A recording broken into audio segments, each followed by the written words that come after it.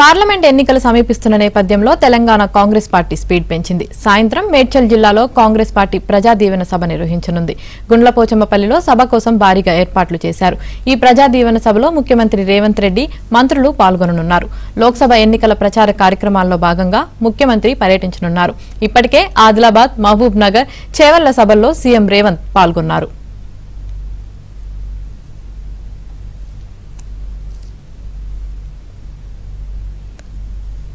సభ ఏర్పాట్లకు సంబంధించి మరింత సమాచారం మా ప్రతినిధి సిద్ధార్థ్ అందిస్తారు. సిద్ధార్థ్.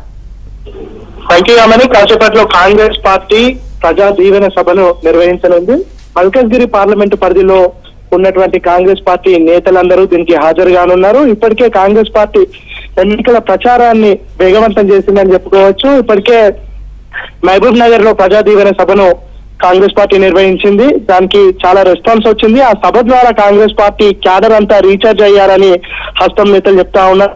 ఈ రోజు జరగనున్నటువంటి సభ తర్వాత కాన్స్టిట్యూన్సీస్ కూడా కాంగ్రెస్ పార్టీకి అనుకూలంగా మారతాయని కాంగ్రెస్ పార్టీ నేతలు చెప్తా ఉన్నారు. అయితే పార్లమెంటు పరిధికి సంబంధించి మల్కజ్గిరిలో ఇప్పటి వరకు అభ్యర్థిని ఎవరిని ప్రకటించినప్పటికీ కాంగ్రెస్ పార్టీ తమ ఇమేజ్ తోని ముందుకు వెళ్లాలని భావిస్తా ఉంది. దాంట్లో భాగంగానే గత అసెంబ్లీ ఎన్నికల సమయంలో కూడా అభ్యర్థి కంటే కాంగ్రెస్ పార్టీ మేనిఫెస్టోనే ప్రజల్లోకి తీసుకువెళ్లాలని ప్లాన్ చేశారు.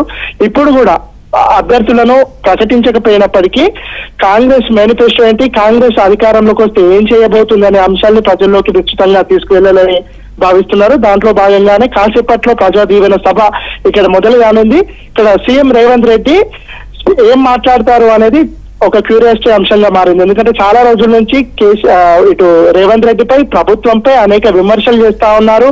ఒక మాటలు యుద్ధం చేస్తా ఉంది బీఆర్ఎస్. దానికి రేవంత్ ఏ విధంగా సమాధానం చెప్తారనే అంశానికి సంబంధించి కాంగ్రెస్ పార్టీ నేతలందరూ ఆసక్తిగా ఎదురు చూస్తున్నారు. ఇక పార్లమెంటు పరిధిలో ఈ మల్కజ్గిరిలో ఎవరికి టికెట్ ఇచ్చినా మేము ఖచ్చితంగా గెలిపించుకుంటామని హస్తం నేతలు చెప్తా ఉన్నారు. ఇప్పటికే ఈ సభకు సంబంధించినటువంటి ఏర్పాట్లన్నీ పూర్తయ్యాయి.